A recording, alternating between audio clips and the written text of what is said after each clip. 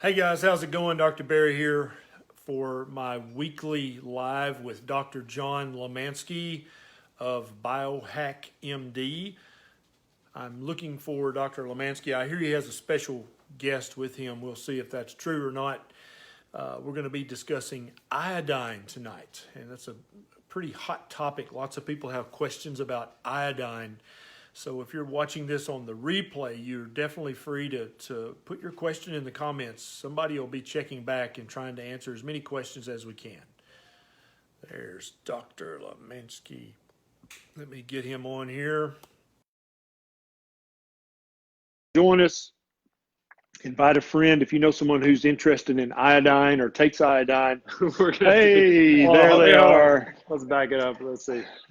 We're gonna be super close. Okay. I'm not going to judge. Don't worry. Yeah. Hey, we're in West Coast, so please don't judge us. Yeah, it's a West Coast thing. Okay, so we've got Dr. John Limansky and Mike Mutzel. Hey, Mike, good to see you again, brother. You too. How are you doing? Excellent. Just a little busy, but in a good way. Yeah. Here. Excellent. So we're going to be talking about iodine this evening, mostly among other topics. You never know what we'll wind up talking about, right? So if you guys know anyone who takes iodine or who's asking questions, you can tag them in this video. You can share this on your Facebook page, share it in your group. We want to help as many people understand the iodine issue as possible tonight. Yeah. And we may not, I was just thinking about this, Limansky, we may not agree on that, and that's okay too, because you're probably wrong, so it's okay. Exactly, so that's the problem. So let's jump into this. Who wants to start? Hey, just a heads up, it might be a little loud, so. We have kids and chickens around here. Kids and chickens, basically the same thing, running around. And, so, right? And I've got Nisha here, so you never know when she'll have an outbreak, so just, You know you're off in an hour, and then you're in big trouble, buddy. Yeah. I think she's listening to something. She didn't hear me, so I'm. I'm totally in trouble. She did, yeah. She heard you. Yeah. So everybody, let's talk about iodine. Let's talk about this. Everybody, tell me if this is your first live you've caught. Type new in the comments, and I want to know where you're watching from. Yes. Where are you at in the world? What state? What country? What planet are you on right now? I'd like to know. Put it in the comments. All right, Dr. Limansky, lead the way.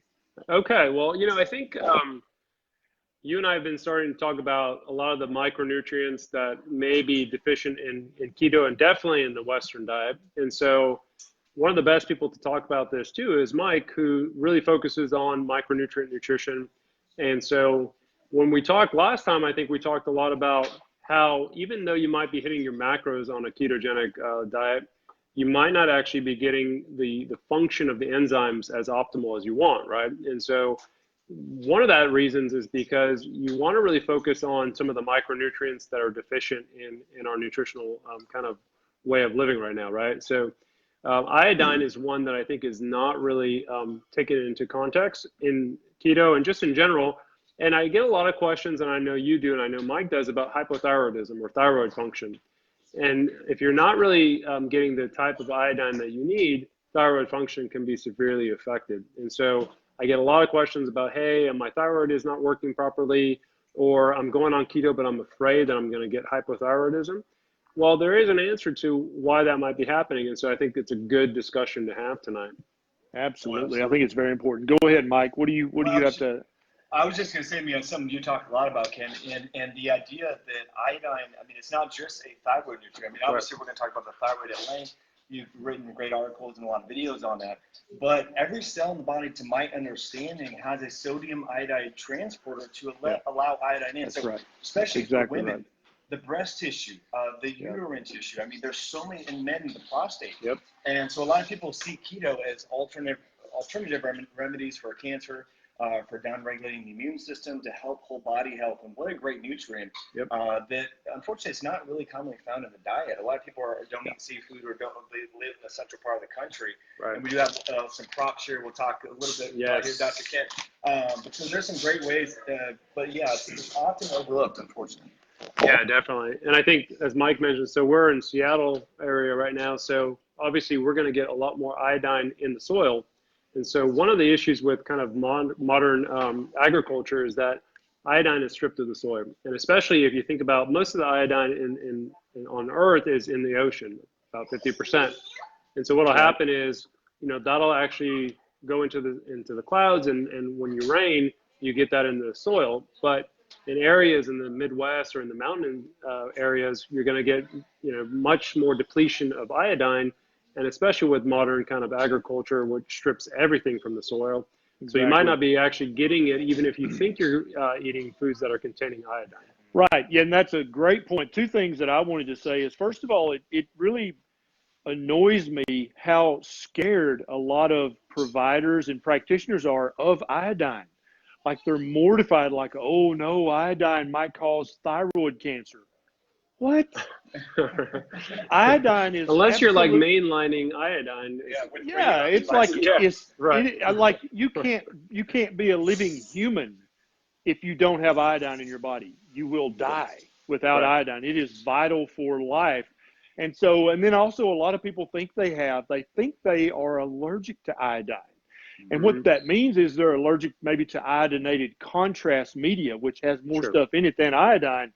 But it's impossible. And I'm going out on a limb here because so many docs are going to be like, what? It's impossible for a human being to be truly allergic to the element iodine. That is impossible. That's like being allergic to water. You're dead. If you're allergic to water, you're dead. I can't breathe air, right? Yeah, I can't have sodium. Right? I don't know. Yeah, exactly. That's impossible. You cannot be a living human if you're truly allergic to the element iodine. It's impossible. And so if anybody listening, you're like, no, my doctor told me I was allergic to iodine. He's talking about either the iodinated contrast that you have with the CAT scan or the x-rays. He may be talking about betadine, which has other things besides iodine in it.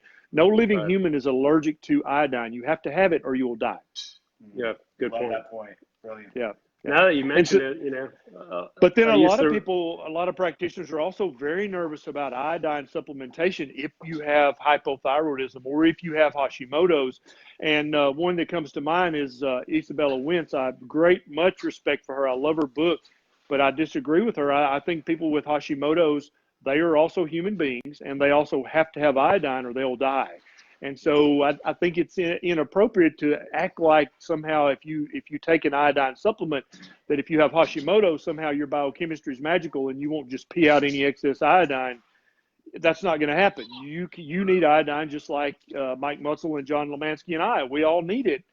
And so I think that people get really nervous about iodine for some reason. And I think it's because in their grandmother's medicine cabinet, there's that old bottle of mercurochrome or methylate that says danger iodine, and it has the skull and bones on it. And I think every doctor saw that in his grandmother's cabinet, and then he's like, oh God, iodine will kill you. I better be careful with that. What do you guys think about that? Well, it was something that John and I were talking about before we got rolling here, and it has to do with understanding the physiology a little bit. And we see these misconceptions happen all the time in the ketogenic space where doctors kind of obfuscate diabetic ketoacidosis with nutritional ketosis. And when you give iodine to someone that is maybe selenium deficient, you can create free radical stress because the way that it synthesizes hydrogen peroxide and thyroperoxidase and various enzymes needed to catalyze, to add on iodine molecules to tyrosine, I believe. Right. And so if you just willy-nilly and don't myopically look at someone and not look at the whole picture like we're talking about here and give them super physiologic levels of iodine, then without addressing the other cofactors needed, then that could be problematic. Sure. And that's maybe where someone like an Isabella Wentz or whoever will say, oh, don't do iodine, but that because maybe they're not looking at the whole picture. That would be my perspective. I totally agree. I think selenium is a big one.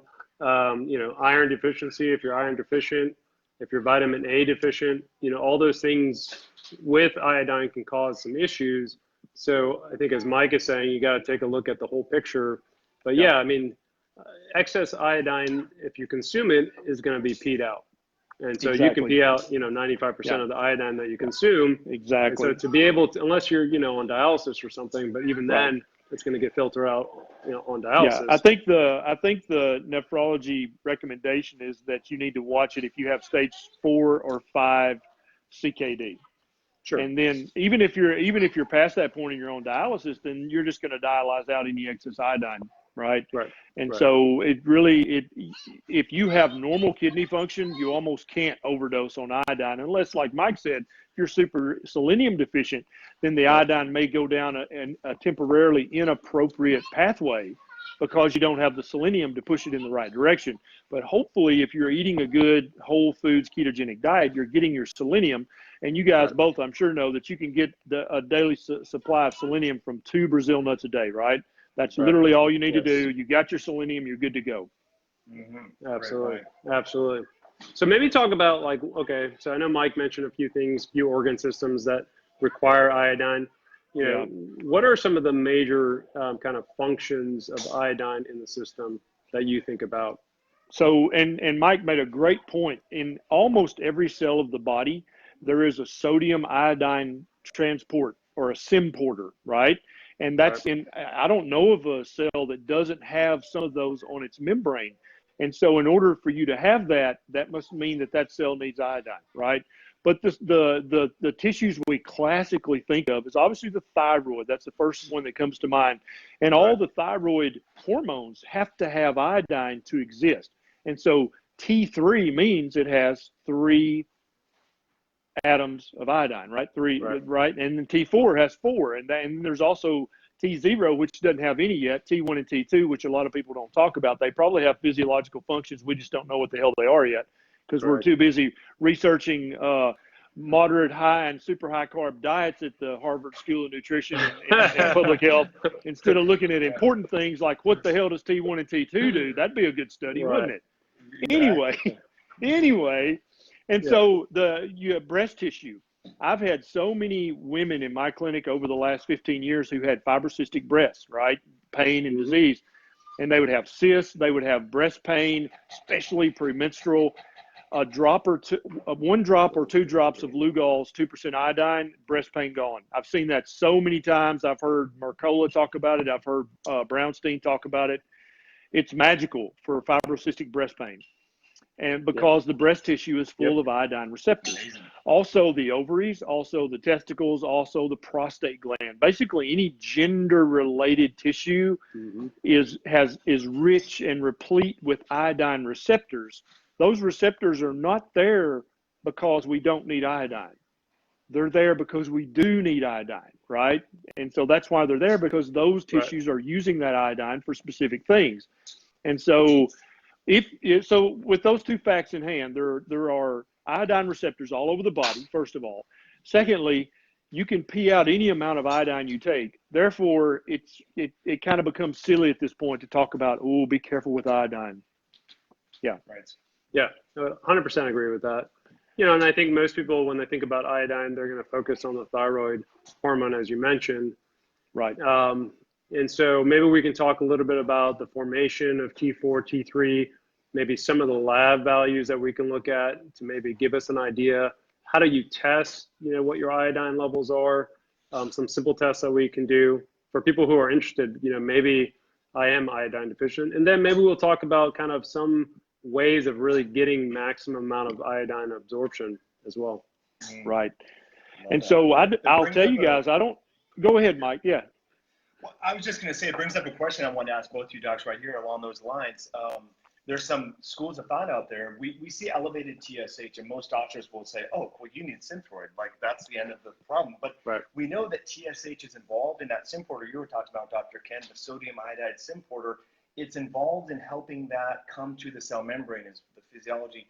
So it could be that, you know, a good biomarker would just be an elevated TSH. And so instead of maybe just, I'm not saying people may or may not need medication. You need to look at the, you know, derivatives of the hormones, but that could be a great first indicator. And instead of just jumping on hormones right away, try maybe a dose of iodine and see how that affects your TSH levels. And I've seen clinically in the last 11 years, TSH go down from iodine supplementation, which is pretty fascinating. Yeah. Ken, you want to talk about maybe the pathophysiology of how TSH is going to impact T4, T3 production, conversion? Yeah, with and iodine? so absolutely. And so many doctors, when they're going to check your thyroid, they'll check a TSH. And if the TSH is normal, then your thyroid is normal. Congratulations, right? And you guys both know, and some of the people watching know, but many don't know, that is entirely inappropriate way to check your thyroid function. That's egregious, in my opinion. If your doctor checks a TSH and says your thyroid's fine, you should probably slap your doctor, but definitely you should look for a new doctor, because that's stupid. I don't even know. I can't even think of an analogy so stupid to liken it to. So yeah, that is not a complete thyroid test. You have no idea. You could have severe Hashimoto's thyroiditis and have a normal TSH. Mm-hmm. You can have severe hypothyroidism and have a normal TSH, right? Yep. So if you just check a TSH, the actual fact of the matter is your doctor doesn't know what the hell your thyroid's doing with just a TSH. TSH is thyroid stimulating hormone. It's secreted by the anterior pituitary gland. It is not a thyroid hormone at all. It's actually a hormone from your brain that tells your thyroid to kick up the T4 production, right? That's what it does. Right. Okay, your turn, Limansky. You take it from there. This is going to be hot potato. Yeah, sure. So two things I just wanted to mention. So correct me if I'm wrong, but insurance companies will not pay for a reflex thyroid panel, right? So as you mentioned, like if you just check TSH, insurance by and large will cover it, but it will not cover if you do the reflex, which will show you the T4, T3, right? Great question. So I am the king of getting around stuff, right? And so that's what I'm asking. All the providers out there, listen up. This is how you do it. If you just code for an annual wellness visit, then insurance will pay for a TSH and that's it. But you can actually, in the annual physical, you can code for the wellness visit. That can be your first ICD-10 code, right? Your second code can be fatigue. Who doesn't have fatigue?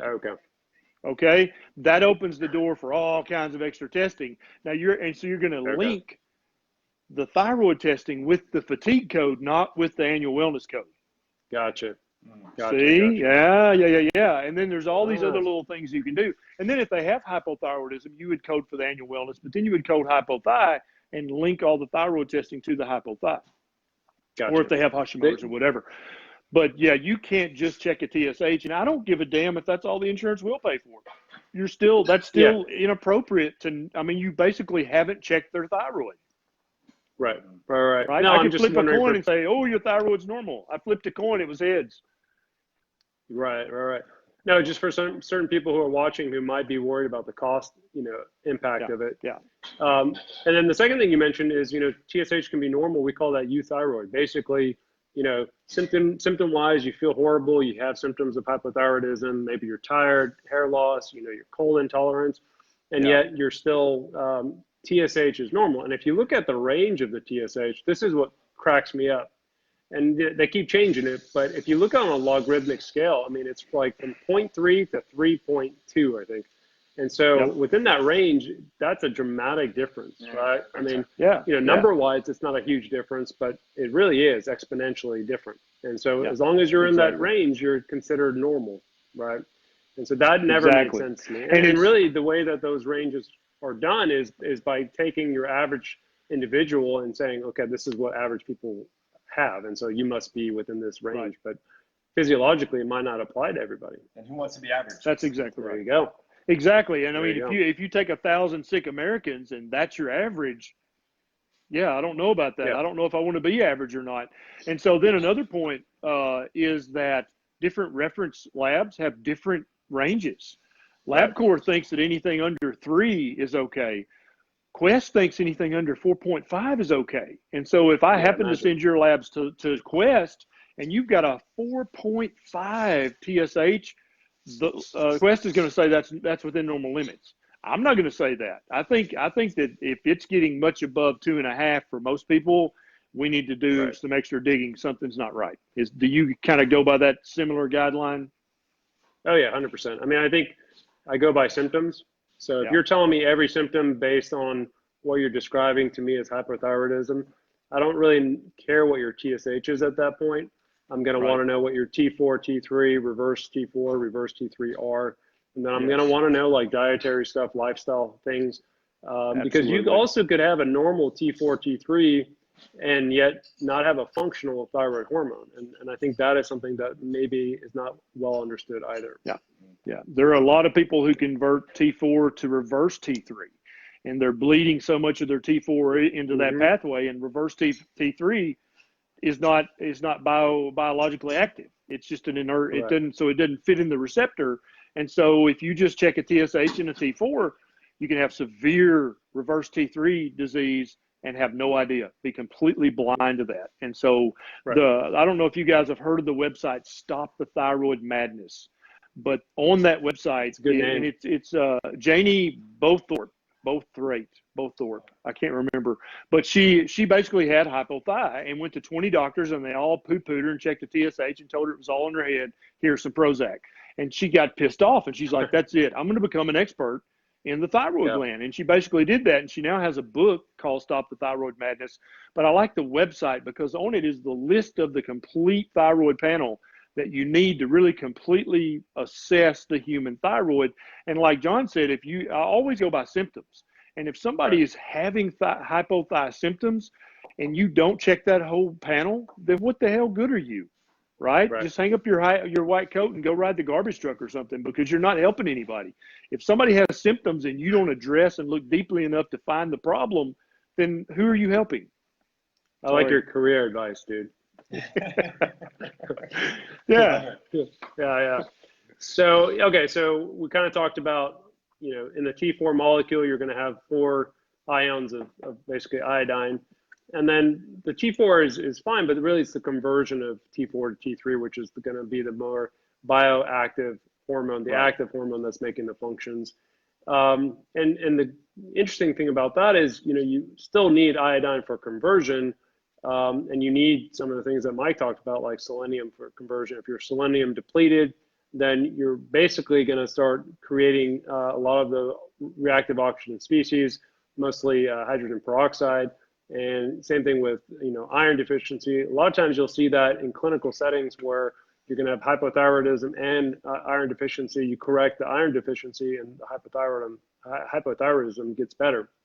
So you have to think of all these other different factors, and especially for the people who are on a Western diet and maybe not getting good fat intake, they're going to be vitamin A deficient, especially if they're not getting sun, they're not getting any vegetable intake. And so if you have that issue, that also can cause hypothyroidism and decrease the actual thyroid itself from producing hormone. So you have to take all those things into consideration. Absolutely. Yeah, the human body really is a symphony. It's not like if a car has a flat tire, you change the tire and the car's fine. The human body is infinitely more complex than that. However, many providers treat it like a car and just change the tire and say, okay, there you go, it's fixed. And it's way more complicated than that. That's why med school is so long. Is because you were supposed to be learning all these biochemical pathways and stuff, and not just whipping out the script pad and saying, there's some Synthroid, have a nice day. Yeah. See you next year. Yeah. You're giving me some PTSD just thinking about that, dude. Right. Just picture the Krebs cycle. And Limansky goes. I just had a seizure, dude. Please don't do that. Oh, man.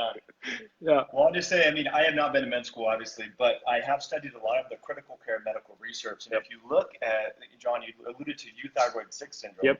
And so we talk about people say, well, my TSH is normal, my T4, T3 are normal, but I still feel tired. I'm losing my lateral part of my eyebrow, my hair is falling out. What's going on? If you look at stress and cortisol and just traumatic situations, that, as you talked about, Dr. Berry, converts this, T4 into reverse T3, which is inactive and inert. So this is great to, like you mentioned, some of the biomarkers to look at, make sure that you're looking at that reverse T3. And then also, just because you get maybe you get on your thyroid meds and micronized T3 and porcine thyroid and all that, it doesn't mean that you don't also need to address the other things that cause the issue, like the stress, like the poor sleep, like being on Instagram when you're in bed or whatever it is, because all those factors do affect the peripheral conversion. And I think that's interesting. So if anyone's kind of confused about what we're talking about, just go into PubMed and type in critical care medicine, thyroid, or insulin resistance. That was interesting. Looking at burn victims can be insulin resistant for 1 year if it's a 3rd or 4th degree burn, for 1 entire year after that traumatic event. So this is how, whether it's perceived stress or actual physical stress, has such a big impact on our body. Yeah, and if you think about it just in terms of demand, so really if you're in a situation where you're increasing demand but not producing enough thyroid hormone to meet that demand, you're going to have this mixed match, balance issue. as Mike is talking about, where your body is just really not able to produce the amount of thyroid hormone that you need, especially if you're deficient, nutrient wise, then you're really kind of setting yourself for a serious kind of health crisis. So what you're saying is I shouldn't go to the gym for 3 hours a day and have carrots and celery? That's not a good idea. That's probably not going to do it for you. Maybe you. Definitely not Dr. Barry. Yeah, definitely. Definitely not. No, I'm going to have some meat. If I go to the gym, first of all, check my temperature because I probably have a fever. I don't know why I'm at the gym. But secondly, I'm going to need some meat after that. Yeah. So let's talk about subclinical hypothyroidism. What do you think about that? Sure. Yeah. I mean, again, I think that's so you essentially have a normal TSH, and so your doctor says, hey, you're good, right? Right. And yet you're telling your doctor, well, I don't feel good. And so Mike already kind of alluded to some of the symptoms, really weight gain. So a lot of people weight gain, fatigue, right? So intolerance to temperature is a big one. Maybe decrease in vision is a big one. Hair loss, especially for females. If you see kind of that pattern where it's alopecia in a female that you want to wonder, like, why is that happening? That's probably either related to, some sort of estradiol testosterone imbalance or hypothyroidism. So that might tip you off that, hey, maybe I'll have some issues like that. But a lot of times, it's pretty standard. I mean, those are the main ones that I think about. And I don't know if this is true in the internal medicine literature, Dr. Limansky, but in the family medicine literature, we have a thing that we talk about. I don't, but other family medicine docs talk about it, called subclinical hypothyroidism. And so you'll have an elevated TSH, but your T4 is normal. And they call that subclinical hypothyroidism. And there's this huge debate about whether you should treat that or not. And in the articles, they almost don't even mention the patient's symptoms as an issue. And I'm like, really? What are the patient's symptoms? That's kind of important, right? And I don't think there's any such thing as subclinical hypothyroidism. If a patient has hypothyroidism symptoms and their TSH is even the tiniest bit elevated, that's hypothyroidism. We need to address all the things Mike Mutzel just talked about, and we need to check the full thyroid panel. We need to make sure that we're getting iodine and selenium. And if all those things don't correct it, then they need a thyroid replacement hormone. Yep. And I mean, why would you? But literally, I don't know if it's that way in internal medicine literature, but they almost don't even talk about the patient's symptoms. They're so busy pontificating sophomorically about the lab values. And so they want to talk about this study in heart failure and this study. And it's like, dude, what about the damn patient? What are their symptoms? That's important. Oh, yeah. No, definitely. I mean, I think in terms of, it makes sense clinically if you think about it. If TSH is kind of starting to ramp up and you're still producing enough T4, I mean, you're still basically activating the thyroid. You're trying to keep up. And eventually what will happen is you're going to burn through whatever reserves you have in terms of iodine production. And eventually your TSH is going to go through the roof and your thyroid function is going to go, bottom out. So yeah, we do talk about it. We don't talk about it as in depth as our family medicine docs, but we definitely talk about it. A lot of times, though, we treat numbers. We don't treat people. Right, exactly. And I think that needs to stop. And any providers out there listening, you and I can't be friends if you're going to treat numbers and not treat patients. I'm just telling you right now, no Christmas card for you if you don't treat the patient. Exactly. So maybe you want to talk about like sources of iodine that people can get it from? Yeah. So basically all iodine, and let's talk about the ultimate source, and then we'll get down to specific supplements. How about that? Sure. All iodine. Yeah. No, I'm talking about sources. I'll get there, Limansky. Don't rush me. Sorry, Hefe. You go. So all iodine comes from the ocean. That's where it comes from. And that's why typically the further you get from the ocean, the more iodine poor the soil is, right? And in America, in the U.S., the Gorder Belt is like kind of Wisconsin, Minnesota, Iowa. That's why they put iodine in salt, is because everybody in that region of the country had this big gorder because their thyroid was having to work so hard because there was almost no iodine in the environment.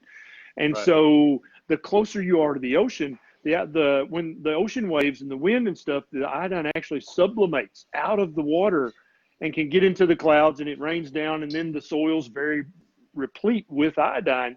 And so any seafood is going to have iodine. Any vegetable, any seaweed. I think, Mike, you had something there you were holding up earlier. That's the ultimate way I want you to get your iodine, is to eat natural sources. Now, if you eat pastured eggs or pastured pork or pastured butter from an area of the country that has iodine in the soil, they actually have iodine in them. But you don't know. How do you know where your butter came from? You know what I'm saying? And so you really can't trust that. So for most people, I tell them, just get a bottle of Lugol's 2% iodine and use 1 or 2 drops. And I have to say that very carefully, because I've had a couple of folks that are like, oh, I thought you said droppers full. No. Don't waste your iodine. That's a waste, right? You're just going to pee out all that extra iodine. Use 1 drop a day or 2 drops a day. Put it in your coffee, put it in your tea. You can mix it in with something you're going to cook, because iodine's an element. You're not going to destroy it by cooking unless your stove gets 2 or 3 million degrees. It's going to be fine, right? Yeah. Unless you have a fusion stove, you may have trouble, but otherwise you're going to be fine. But 1 drop or 2 drops of Lugol's 2% is enough for almost anybody. And then to get your selenium, we talked about earlier, 2 Brazil nuts a day. That's it. And then you've got your iodine, you've got your selenium, your thyroid is off to the races. And then if there is an actual thyroid problem, that'll be detected in the lab work. But I'm with Mike. I think so many hypothyroidism issues could be corrected with iodine and selenium, and then fixing your sleep, fixing your stress, and then all of a sudden what you thought was hypothyroid went away. Yeah, such a great point. Definitely. The other point I would make is, basically if you're keto, you're essentially going to get your iodine intake. So eggs, from my take, eggs are going to be one of your best sources of iodine. I think 1 egg has about 16% of the RDA, so what the recommended dose per day is. So you crack, 6 eggs, you're almost there. Obviously, the RDA is not like optimal, but it's enough to make sure you don't get, severe issues with iodine deficiency. But yeah, I mean, seaweed, wild caught, cold water fish is going to be a good source. And as you mentioned, some of the other sources are also, very good. Absolutely. Love that. One thing, I don't want to deviate the conversation too much, Dr. Berry, but something that is interesting, I'm sure you've come across this leptin in the research. So leptin affects TSH and also peripheral conversion, of thyroid hormone and so forth. So one of the great adjunct, obviously, to iodine supplementation for people with elevated TSH or hypothyroid symptoms, but embarking on a ketogenic diet is a great way to help burn body fat and reduce leptin, which can adversely affect the thyroid. Yeah. So that's kind of an interesting. I started to explore that a few years ago, and there is a huge body of research on leptin and Hashimoto's and autoimmune thyroid. So I think that's kind of, great, kind of tying it all together to the lifestyle. Yeah. I mean, definitely we know now that the adipose tissue is basically an endocrine system at this point, producing, as you mentioned, leptin, but other hormones that are really going to basically deviate from normal physiology. So it's a win-win situation. Absolutely. Basically. And I think it's important to absolutely. I think it's important to point out that the ketogenic diet, the one that we espouse, is so uninflammatory. And I have to say uninflammatory. I used to call it an anti-inflammatory diet. And somebody literally said, well, can't I just take some ibuprofen? No joke. And I was like, no, it's not the same. Oh my gosh. It's a true story. And so I call it the most uninflammatory diet. And you guys have to remember, that's a true story, Limansky. Don't make me come over there. So my point is, when you're eating an uninflammatory diet, you can actually calm down your immune system. When you have an autoimmune condition like Hashimoto's thyroiditis, that's not because your immune system is overactive. A lot of doctors say it that way, and it pisses me off so bad. That's the complete wrong paradigm to tell your patient. Your immune system is not overactive. It's just ignorant. It's attacking you when it should be attacking non-you. You want a very vigorous, active immune system, but you want it to have the sense to know, is this Mike Mutzel or not Mike Mutzel? And that's what happens in autoimmune conditions, is that you're so inflamed and you're so irritated that your immune system starts to attack parts of you that it shouldn't attack. And so that's one of the reasons. And so a lot of people who have a family history of Hashimoto's or hypothyroid, these other things, they think they're doomed to have that. Oh, my mom's got that and my grandmother's got that. I'm doomed to have it. No, you're not. If you eat the proper diet and live the proper life, you can actually flip the switches epigenetically. And for most people, if you have an autoimmune condition in your genetic family history, your diet is still probably 100 times more important than your genetics. Mm-hmm. Because first of all, you can't do anything Absolutely. about your genetics, right? But you can change your diet tomorrow. So I want everybody to understand you are in charge of this. Yeah, you are in control. You're driving the bus. And so make every, turn of the wheel count. Sorry. Yeah, we were actually talking about this earlier today. That was good. That was like 10-minute, that was awesome. 10-minute, just record that and just put that out there. No, we were talking about this earlier that, autoimmune disorders, a lot of them are just really driven by this gut permeability where you get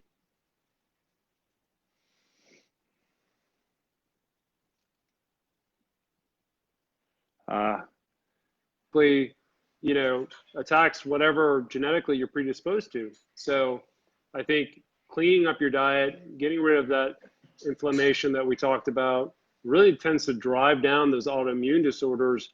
And I get a lot of questions in terms of, well, if I do keto, is that going to affect my hypothyroidism, my autoimmune thyroid dysfunction? And in reality, it actually tends to improve it tremendously because you're getting rid of the source of the issue, which Absolutely. is really what we want. Yep. And I just saw a question go by that a lady said, I keep hearing that the ketogenic diet is bad for people with hypothyroid or with Hashimoto's. Sure. You want to answer that, guys? What do you think about that? You want to take Yeah, I don't know where that myth came about. And I was actually DMing Misha about this because she had shared something. Well, her journey, her transformation a couple weeks ago, how she lost, I don't know how, but she transformed her body in a very significant way doing keto and carnivore.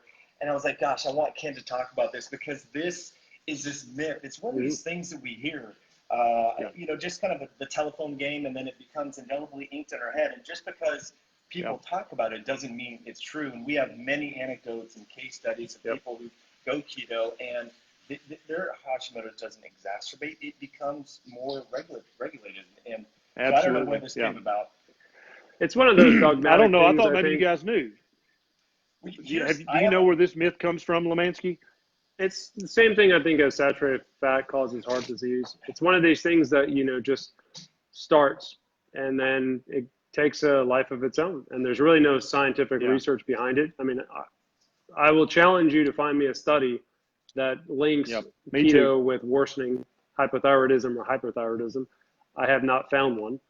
But I think it's something that is just, it's a gut reaction response for maybe some PCPs saying, oh no, this is going to make your situation worse. And then, that just carries a life of its own. But I personally have never seen that happen, and I don't see it in the literature. Yeah. I think I might have an idea about where it started. I think, so there were some metabolic ward studies, and there was a correlation between ketones and prolonged fasting. And after 5 or 7 days of prolonged fasting, thyroid hormone does decline and ketones are high. So someone said, oh, see, well, when your ketones are high, your thyroid goes down. You're like, well, they were fasting for 7 days in a metabolic ward. And so I think it's just like, again, we're not translating the research properly. So that's my speculation. I could be wrong, but I remember reading that. No, I think you're right. I think I remember reading that same exact thing. And another myth that really pisses me off is that if you have hypothyroid, you shouldn't eat cruciferous vegetables. Have you guys heard this one? Every time I do a live about thyroid, I hear this, and it's ridiculous. And I know where this one came from. Do you guys know where it came from? There's a case report of a lady in, I can't remember where, but it was somewhere in Asia. And it was a little Asian lady, and she was eating like 8 pounds of cruciferous vegetables a day. Like, I think she had a mental disorder. She would just eat pounds and pounds and pounds of broccoli.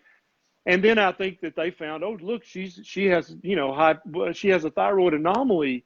Probably had nothing to, but it was a case report of N=1 that everybody loves to say, that some doc, he just found it interesting that she had this weird thing where she ate cruciferous vegetables. And, oh, by the way, she had a thyroid issue as well. And based on that, that's all I can find in the literature. And I looked because I was like, well, maybe there's something I don't know about, right? Because it's one of those weird myths that you're like, well, maybe I don't think so, but I don't know. I'll have to research that. But that's what I found is a case study from, I don't even know, 1960 something, of one lady in Asia who ate like literally a bucket of cruciferous vegetables a day. And so if you guys hear any of the gurus out there say, oh, watch out for cruciferous vegetables if you have hypothyroidism, you can immediately click the unfollow button because they do know not of what they speak. I love it. I love it. That was good. That was good. Well, it's a good point, because a lot of people go to juice bars and they have the kale juice. And believe me, I love kale. But when you super concentrate 7, 8, 9, 10 kale leaves into one juice and thinking that you're doing yourself, that could be a situation like you're talking about, almost analogous to some low dose of an anti-nutrient that in small amounts is not a problem, but you concentrate it, then that can be an issue. So I would caution people when they go to juice bars is, you want to try the cruciferous vegetables, potentially don't overdo them, and all that. Probably don't eat the vegetable, don't drink the juice anyway. Yeah, I think in general, I would be against juicing. Well, I would just say just don't go to the juice. Yeah. Don't go to the juice bar. Just don't do that. Yeah. We don't have those here. So You don't? Okay. You should start one. Dr. Ken's juice bar. No, I'm not going to do that. No. You're just going to grind up meat and serve it to you in a shake. Ooh. Yeah. A ribeye shake. There you go. Okay. I like delicious. That. Have you guys seen any questions scrolling by that need to be? Somebody asked. Wait, do we need 7 to 10 cups of veggies a day? Don Swarthen asks. No, you don't. So raise your hand if you think you need 7 to 10 cups. No. Okay, so it's 3 no's. Next question. Okay. We're not anti-vegetables. Mike and I do eat vegetables. I know you do as well, somewhat. But I ate a Brussels sprout yesterday. Did you really? Yeah, I thought you looked a little ill today. Yeah. I didn't want to say it, but now that you mentioned it, I feel very bloated. A little bloated. No, I'm kidding. I know. Nisha was having them. They smell really good. She did them in bacon grease, and then I was like, I'm going to have one. Yeah. Yes. Okay. Yeah. So can we talk a little bit about things that disrupt thyroid function that might mimic iodine? Because this is something that I think maybe is underrepresented, and it's a huge issue, especially with environmental toxins. Huge deal. So, are we going to go there? Are we really going to go there? We're there already. Okay, let's go. Catch up. Let's go. It's too late. No, but because I think it's something that people are exposed to, and I think it's an important thing. And so we're at Mike's house, and he recently just ripped out his carpet. And so maybe you want to talk about some of the impacts of, the fire retardant, what happens, how it competes with iodine. Yeah, to me, this was crazy. You start diving into the research, and I'm sure people are somewhat familiar with this, but even our couches, our bedding has flame retardant chemicals that kind of just affect our entire endocrine system, including the thyroid, but also estrogen. They mimic estrogen receptors and all that. So, we see this, Ken, in the clinic all the time. People are eating the perfect diet. They have their organic farm, they have backyard chickens, but they're still struggling with whatever the health issue complaint is, and they don't look in their house, common places, even our own computers. I love, we're using Apple computers and headphones and all that, but there is flame retardants in these compounds, and those leach out into our living environment. So a lot of us spend a lot of time indoors. We're told to sleep 8 hours a day, which I agree with, but if we're sleeping on a bed that has flame retardant compounds that are perturbing the absorption of, say, iodine or affecting our, entire endocrine system, that's a problem. So I know it's not everyone can remodel their house or buy an organic bed and things along those lines, but I think if you're doing everything else right, you're exercising, you're balancing your stress, you're getting the micronutrients we're talking about, and things aren't shifting, that might be the next level conversation to have. Yeah, definitely. I think, that is a big one. Some of the PCBs, which obviously now are kind of out of our environment somewhat. Fluoride is another big one. I don't know your take on that, Ken, but let's talk about idea that we need.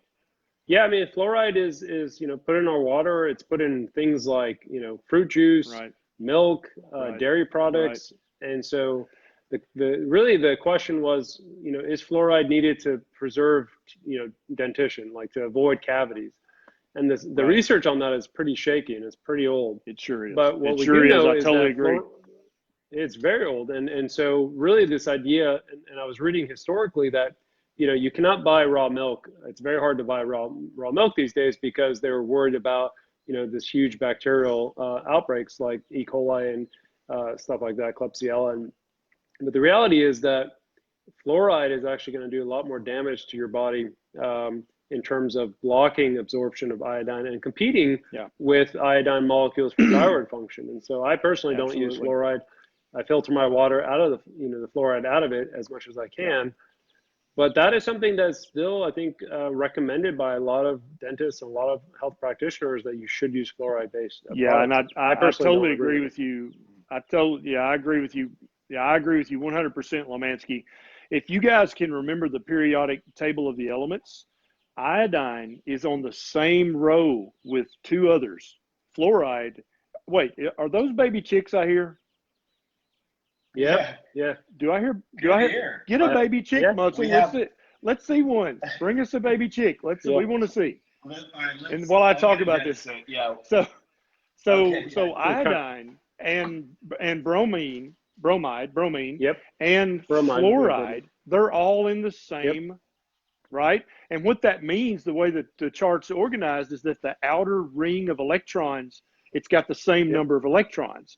And what that means is they'll kind of all bind to the same thing. And so a lot of experts talk about this, and I tend to agree.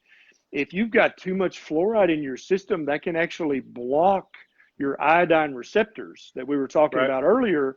And it can give you a functional iodine deficiency, even if you're getting enough iodine in your body. Right. Also, the same way with bromide, bromine can block that receptor so that iodine can't bind to it. And so I really think that we need to be very cautious of overdoing it with the fluoride or the bromide. I think those two can compete with iodine for that receptor. What do you think about that, Limansky? Yeah, so definitely it competes with the receptor, and it has a higher affinity for that receptor than iodine. So it's actually going to preferentially bind to those receptors. But also, interestingly enough, it actually competes for the enzymes that are needed to convert T4 to T3. So you want T3 as the active hormone, and you have some enzymes that are called, I'm going to butcher it, but basically you have enzymes that convert the T4 to T3. And so if you're consuming too much bromide, it's going to basically block the conversion. So I'll send you a link. I'm laughing because I don't know. I can't remember it either. That's why I'm laughing. Well, I can't, Yeah, I don't know. I always tell people that we use really, really, big words to sound smart, and then we can't remember how to pronounce them. So. Exactly. I'm empty-handed. Sorry, guys. I really tried, but the little baby chicks. Dude, they're fast. 21 days old, and they're fast, I can't get them. Get your sweet daughter to catch one. You know she can catch one in 10 seconds. She'll catch one. She needs to be on this video anyway. Yeah, that's right. Yeah. We'll show you the keto kids in a little bit. You're out there too. Yeah, your little girl's out I there. love it. I love it. She's fast. So, my daughter's fast. How do you tell me how you guys avoid fluoride and bromide? How do you guys avoid it? What do you do? Yeah, that's a great question. I mean, all these elements, we're talking about, whether it's mercury, fluoride, bromine, things like that, a lot of them actually come out in sweat. So one of the things that I like to do is just sweat in the sauna. Yep. And through exercise. So anything that causes heat in your body to cause you to sweat is going to be a great way to help get rid of these different things. In contrast, some of these more fat-soluble, persistent organic pollutants that we find in our environment, like you mentioned, PCBs, those tend to stick into our fat tissue. So that's why I love the ketogenic diet, because it's so great for burning fat.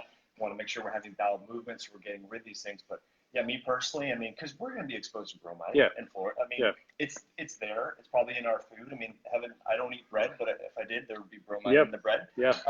Another reason to go keto. But yeah, so I think sweat's a good tool. Yeah, I would definitely agree with that. I think UV sauna for me is a great one. Crazy enough, as Mike just mentioned, so if you go to like France where they make croissants, you cannot get a day-old croissant. They just legally won't do it. The reason that your breads stay on the shelf for days upon days is because they have fire retardant chemicals, basically bromide, in them.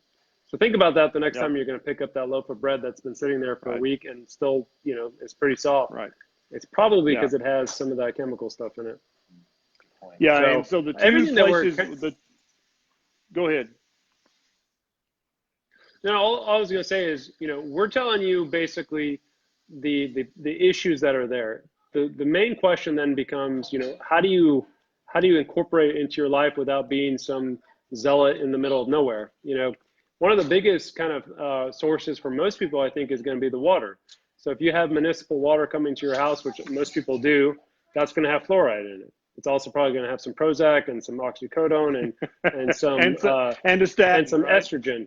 Yeah, and a statin. So you're getting fixed. Just drink the water and you're solid. But no, I mean, doing something as simple as getting like a reverse osmosis machine, which are not like cost prohibitive, put that into your system, and for $150, all of a sudden you're clearing all those things from your water supply. That might be that's something what we to use consider. here. We use reverse osmosis. Yeah, Nice. yeah, and it'll go for 10,000 gallons, and you might want to add some minerals back into it because it does strip it of the essential minerals that you might get from well water. So putting a little bit of Himalayan salt back into it will actually do pretty good for you. But there you go. So this little stick, I don't know if you can see that, Kim, but this little stick in there, it adds minerals back into the filtered water because we didn't want to invest in we're going to get a water filter. We're just prioritizing stuff. Can't do a million things for a house at once. So Whole Foods, a lot of Whole Foods or natural grocery stores get the glass bottles. So you're not getting the plastics and the phthalates. And then there's this little stick. It's a Canadian company. I can't remember the name. Hopefully y'all can see that. We drop that in the bottle that we're going to drink. Nice. It will, not that we need it to pull out more fluoride and all that because it is a reverse osmosis filtration, but it adds in the minerals that are so great for the. That's cool. Right. I've never seen that before. I love it. There you go. I love it. That's Lesson pretty of cool. the I've day. never seen that before either. Yeah, that's very nice. So yeah, we use reverse osmosis here at the house, and in Camden, I forget if it was 2013 or 2014. We actually petitioned the city council and had fluoride removed from the water supply. So Benton County, the Camden water supply is fluoride free. And surprisingly, we have not had an epidemic of cavities. Everyone still has just as many teeth. Look at as Tennessee, they had man. before. All right. Tennessee is leading the charge. Who would have thought? So, and someone asked where you get bromide in your diet. And to the two that I can think of, and I want you guys to add to this, are bread, definitely. Any bread, because they used iodine in the leavening process. And I've read, and I can't find the reason they switched to bromide. Probably because it's cheaper. I'm not sure. But then also Mountain Dew. Mountain Dew and Diet Mountain Dew have bromide. I know that for a fact, and I know most breads. Yeah, I know. You're ruining our dinner, man. DMD. Right. You really are ruining our dinner. So. Hey, I used to live on Diet Mountain Dew when I was in residency. That was it. I would drink a 2-liter a day. Oh yeah, I'm so ashamed. You did the do. I did, okay, good to know. I did it. Yeah. What other sources of bromide should people avoid? Don't judge me. Don't you dare judge me. Well, a lot of times, like if you swim at like a pool, so bromide sometimes is also used instead of chlorine as a disinfectant, basically. And so that might be something to think about. Usually you can smell it. And so that's also kind of a big one.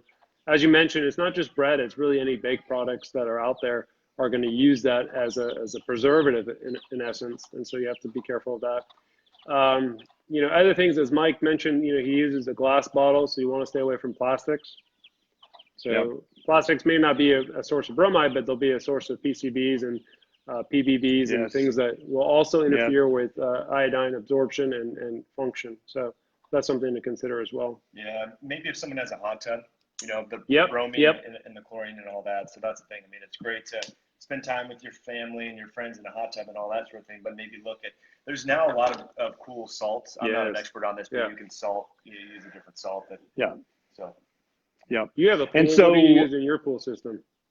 We don't. We just fill it up with pond water and swim in it. No, we've got a salt water, and so that's what we do. Yeah, nice. But it's still not ideal, but it's the best we can do right now. I was gonna say, what was I gonna say?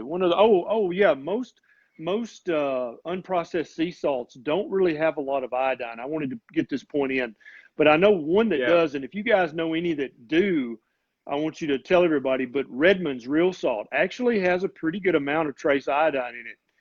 And do you guys know of any other unprocessed sea salts that have a pretty good source of iodine? I think most Himalayan sea salts will be pretty good. Obviously, Redmond's is good, but I have found that if you look up just Himalayan sea salt in general, it's going to have a pretty good amount of iodine in it. So that's another good way. Obviously, they use iodized salt, but that is something I would avoid because it's going to have a whole bunch of fillers and really is not salt to begin with. But that is something. The other thing I also wanted to mention is, since we're on the subject of things that block iodine absorption, is a lot of the chemical sprays that are used on berries, like strawberries, cranberries, blueberries, contain chemicals that are going to actually impede iodine absorption. So one simple trick that I use, if you're going to get, let's say, berries from like a grocery store, most of them are going to come from California, and we preferentially use sprays that are horrible. And so if you just take like a little bit of baking soda and water and just let them soak there for about 30 minutes, that'll absorb a lot of those chemicals out of the berries. So something to consider too. That's excellent information. Ken, I did see someone had a question on the type of brand. Again, I'm not. Yeah, great. It's called Santivia. It's a company out of Quebec, Canada, I believe. Anyways, cool. Hey, if you'll message me that, Mike, I'll put a link to it so everybody can find it. Just shoot me a message and I'll post it in the notes. Okay. Anything you guys want to end up? We're coming up at the top of the hour. And I've got multiple requests for a damn baby chicken to be brought on air before this is done. All right, so you guys finish up. All right. Yes. Yeah. Okay. It's gonna happen, guys. John Limansky. So if people can email us questions for the next session, maybe give us some feedback in terms of if this information is relevant and useful. That would be helpful. Yeah. So either email Dr. Ken, leave some comments at the end of the show, and then that'll be helpful. So next week we can do something that people are interested in. Absolutely. And then Mike is Metabolic Mike, so you can find him there. He's got really good resources, so you might want to check him out if you're interested in more things. And he's got a really good YouTube channel, High Intensity Health. So check that out. I think he'll send you the information. Absolutely. You can post it if people are interested. Yeah, absolutely. I'll post it. Yeah, it's a great resource, guys. If you really want to dig deeply into biochemical and biophysiological issues, Mike Mutzel is your guy. So yeah, he's way deeper and way smarter than I am. Yeah. Wow. He's definitely a good resource. I'm just seeing a few questions roll by. So people are asking about kelp. Kelp is a great source of iodine. Yeah.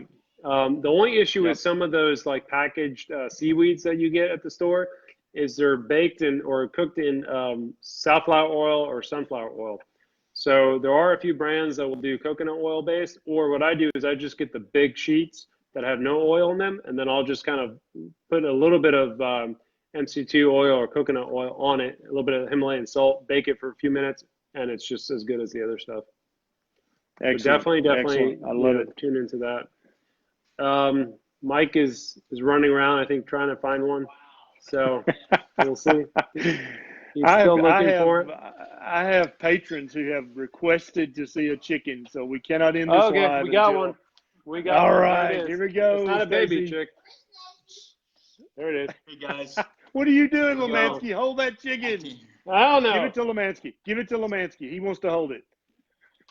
Is it gonna bite me? No, it won't bite you. Just grab it like that.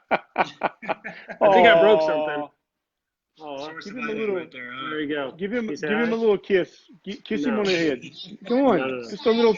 No, he's freaked out, man. You're freaking him out. That's it. I can't take any more. This is the Mike most famous Mutzel. chicken. Mike Mutzel, thank you so much. John Limansky, My pleasure, guys. Biohack MD, thank you so much. You Thanks, guys Dr. leave in the comments what you want to talk about next week, and we'll be watching, and we'll talk about something useful, relevant, and maybe a little funny. Awesome. Take care. See you next time, brother.